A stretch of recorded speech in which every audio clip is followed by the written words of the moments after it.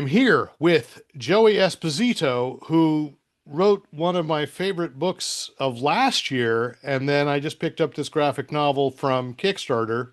Can you say picked up? Madam. Mhm. The book last year was The Pedestrian. So let's start with Madam. So Sure.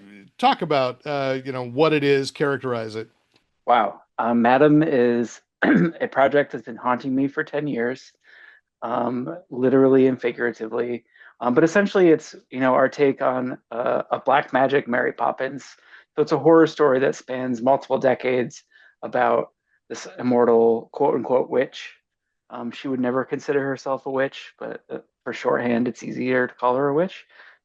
Um, but she essentially goes from family to family, um, posing as a nanny and with the ulterior motive of sort of stealing their lives in order to enrich and enlong her own. So it's the story of Madame McQuillan, um, throughout the decades, through the perspective of a detective who's trying to figure out all of these crimes that he knows are connected but can't figure out why. Intercut with Madame McQuillan in the present day, hunting down a new family. Yeah, it's I would say, yeah, like it is a dark Mary Poppins, but it is not yet at the same time, and absolute horror. And I mean that in Thank in you. the most positive way. Thank you. You Yeah, know, it's a very mean book. It's definitely like the not the gnarliest isn't the right term, but just like the most cynical, I would say. It's pretty bleak. It's a bleak read. If you're hoping for a happy ending, I'm not sure that this is the book for you. But it felt appropriate to the world, and this book is obviously like me exercising a lot of demons about like the generations before me and adults who let you down and all this sort of like childhood stuff through this book in a very, very grim way. yeah, I do think your characterization of the kids in both major time eras uh, felt very real. You know Thank you. that especially the it's 2018 because you start like Mhm. you said you started this 10 years ago and you have, I mean, maybe Pandamusk is the one who said it in put it in the essay in the back. Said like, you've been working on this off and on. It is definitely paced like six issues, but, Mhm. uh, and for whatever reason, no need to name any publishers, but that deals did not happen, or you walked away Yeah. from them. A story I hear Mhm. a lot in the last few years. So it hangs together well. And the question I'd say on Kickstarter is, why did you do it as a graphic novel directly? Because I know so many that do it issue by issue, and you could have, and you would have had been complete. Yeah, totally. That is a long-term goal that I have. Something I've been working on in the last couple of years is really sort of setting up an ecosystem for myself, crowdfunding wise, which a lot of other creators have done recently to like great success. And I'm not looking for like a Lifeline Comics or like the White Ash level of like constant Kickstarter success, but I would like Yeah. to know that, I have a lot of everyone in comics has so many projects that no one ever gets to see either because the publisher goes under or they just can't get it greenlit or whatever it might be. And, I'm just trying at this point of my career where a lot of my earliest pitches, happy to let those go, right? Like those were those are things that I don't think I either could have executed at the level that I was at or just I don't know, I've grown beyond them. But at this point, I'm like confident in my ideas enough that if there's no major publisher who's involved and it's important to me, I'm happy to just do it on Kickstarter and go super indie and do it myself. So that was the reason for going to Kickstarter. In terms of doing a graphic novel instead of single issues, it ultimately just came down to pricing. Like I think having a graphic novel at a $25 price point that's 168 pages or whatever it was is an easier sell than here's a 30 issue comic book at $20. Unless you like also want to get this extra cover, then you can get two issues for 30, which is fine, but it just I don't feel like my I don't want to say clout, but my readership on the at the Kickstarter level was ready to put that faith in me, I guess. I don't have any evidence of this. I didn't try it, but like in my mind I was just like, well, if I can deliver like 168-page graphic novel, fully complete on a very good timeline comparatively to my own other experiences on Kickstarter or past projects that I've done in Kickstarter, then I feel like that's like a solid base level of like, okay, this guy can deliver, knows what he's doing. And so maybe the next time the people who come back, hopefully they enjoyed Madam and want to back my next project, and they'll be like more trusting with me to do two issues at a time or whatever. But also like doing single issues, I felt like would increase the goal that I wanted because you also consider paying for like variant covers and printing multiple versions of the same thing at different quantities can inflate prices. Um, so, and then the third thing about Madam specifically is that all of the page breakdowns are super wonky because of its history of being worked on sort of, this was a book that we worked on. We started talking about in 2014 and worked on periodically, like between other projects, between day jobs. And as a result of that, it's had multiple potential homes at various points in various formats. And so, for example, chapter one is 38 pages. Chapter two was, I think, back to normal 22 pages. There's like a 24-page issue in there. There's a 28-page issue. So it's just like, practically speaking, uh, it made more sense just to put it all as one book. And I think it also, hopefully reads well that way, in terms of like seeing these characters through their entire journey until where we leave them at the end. I appreciated that. I mean, I again reading it knowing like I didn't know that it'd been individuals, but it read that way. But also I Mhm. thought if I had bought that issue by issue, it would have been one of those like, oh, don't stop now. What's going on? Thank you. It tumbles forward well. I know there's a better verb for it than that, but that's it, what I'm at. And it been a 10, 11 year process. How much did the storytelling change as you've been living with this so long? I would say quite a bit. I know himself would. I think for him it was a bigger struggle because the difference between him drawing issue one in like 2015 or 2016 to wrapping up the last issue in 2023 or whenever it was, like he's voiced to me multiple times like, man, I wish I could just redo all of this. And I think like that's a dangerous thing to toy with because that's when things never come out, right? Because at some point you have to say they're finished. And I think midway through, when we sort of realized this was like going to be a long haul thing where we're just putting it out ourselves, I think we decided that there is stuff that we would change if we were starting this project now, but we're already like X amount of way through it. I think we just need to like execute and be comfortable with it being sort of a catalog of like our abilities at the time, right? So I think if I remember correctly, issues like chapters 1 through 3 were pretty much there at the time, like we really got started going. And then once things started slowing down, I would just dip in and like, I'm going to write issue 4 when I have time between, other stuff that's going on or other deadlines that I have. In fact, when we got the printed copies, it took me about a week before I was like, okay, I'm going to sit down and I'm going to read this like as intended. It's been 10 years of reading like sloppy PDFs with notes on them and all that kind of stuff. And so finally reading it as a book, I wouldn't say could be completely objective, but I was able to like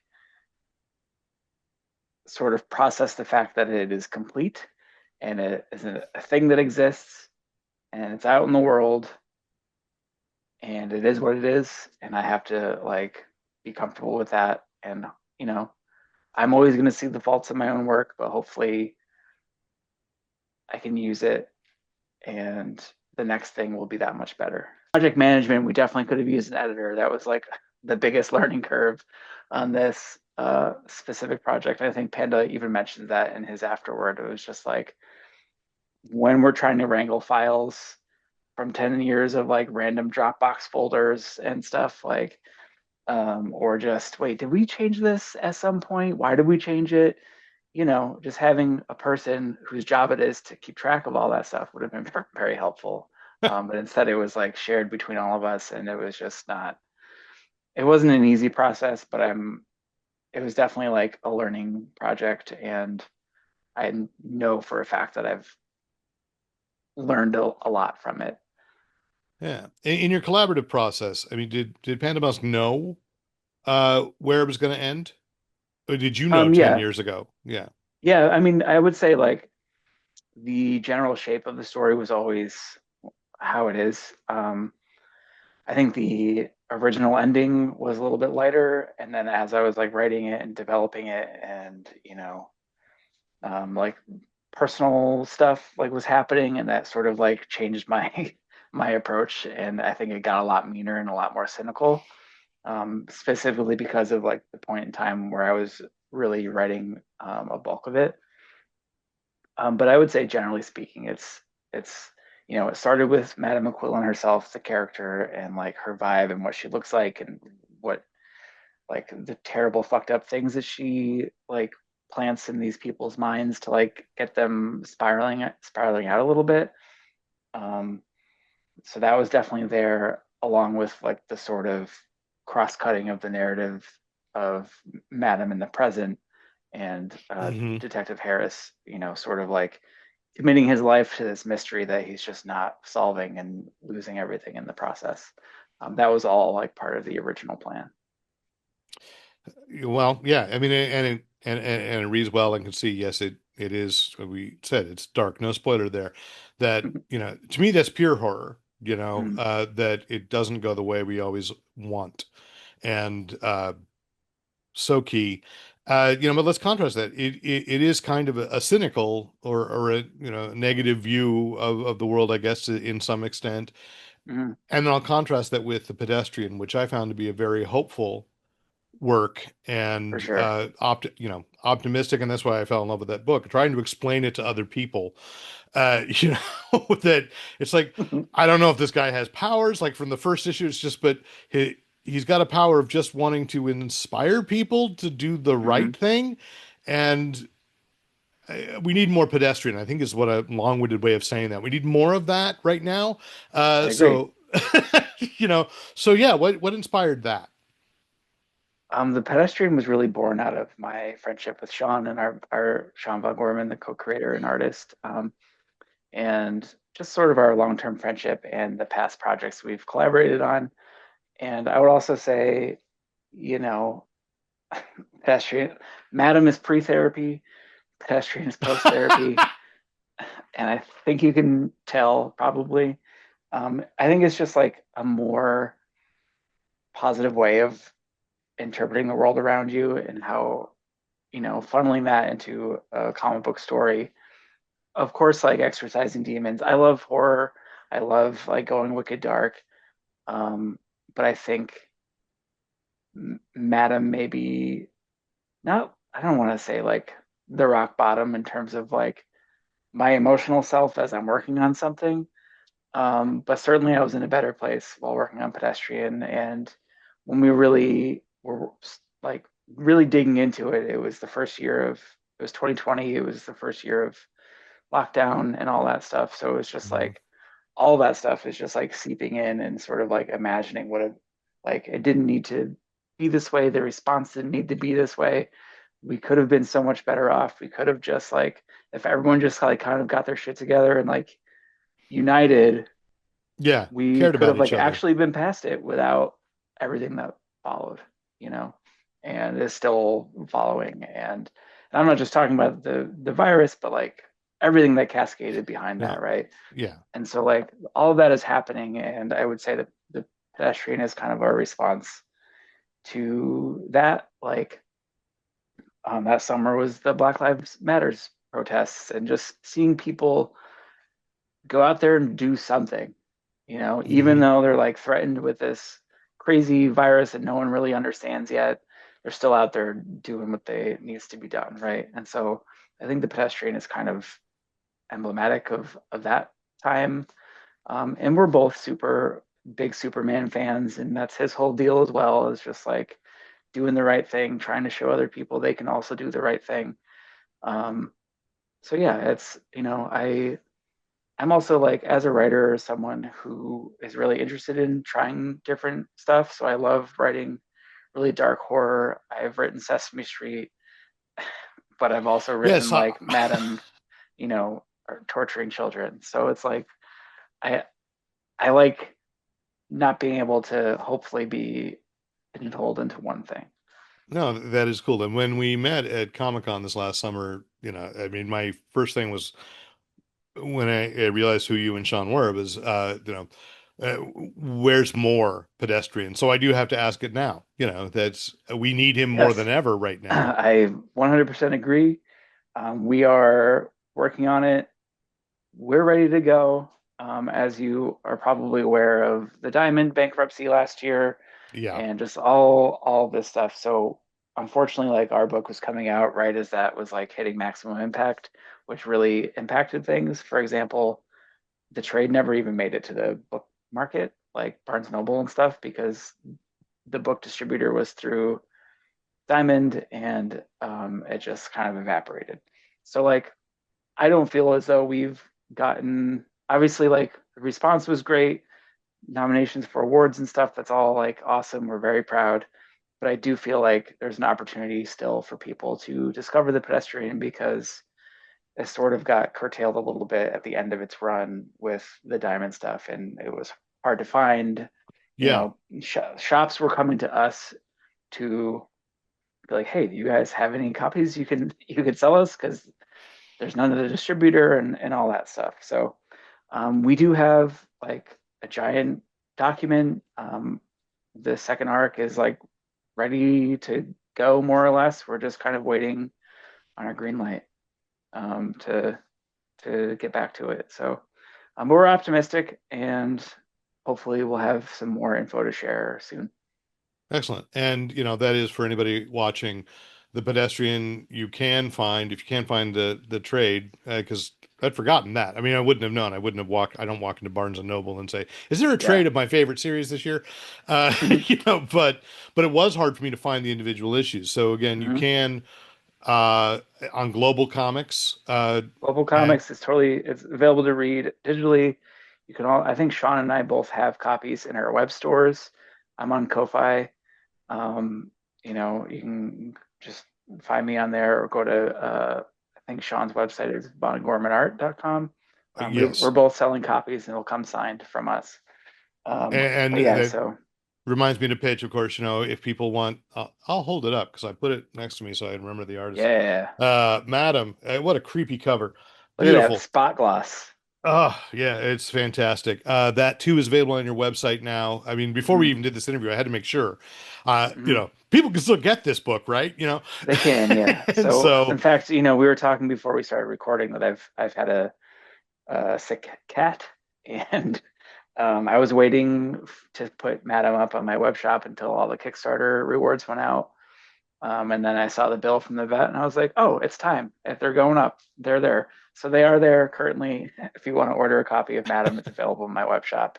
But that's pretty much it right now. Like, and I just released the first issue or first chapter on Global Comics, so I am going to be doing a serialized release of that oh, okay. on there. Just a lot of this right now is just me kind of experimenting. Yeah. Like, Well, and even on Global Comics, which I think is great, mm, I subscribe to that. It's still somewhat hard to break through the noise yeah, and get noticed for things. So I'm really happy that you know, I that I backed this on Kickstarter almost randomly, and then Thank you. really, really enjoyed it. And it was like you're probably the only thing I've bought back on Kickstarter in the last 6 months where I was like, I opened the box and went, oh yeah, I'm reading that this weekend, Sweet. and Thank you. did, and I was glad I did. So it is. I too like horror. You had me with evil Mary Poppins. She's no Julie Andrews, but Certainly is not. it's a great horror story. So, Thank you hope so much. there's a lot more life to it, and a lot more life to the pedestrian, damn it, because again, uh, Pedestrian, I promise. I You'll, know. I it's feel like it's every time just I talk to you, that's what I want to say is just say, where's my next fix of the listen. pedestrian? I want Look, optimism. I'm just honored that you give a shit. You know what I mean? Like you can email me every single day. As far as I'm concerned, Oh, that's an don't say honor. that. I mean, it's okay. I got ADHD. I won't remember to do that, but it still could be more irritating There than you you go. want. So, all right. Thank you so much for taking the time, Joey. And I Thanks know for it's late having on me. your side. And yeah, look forward to running into you again soon. All right. Absolutely. See you in San Diego.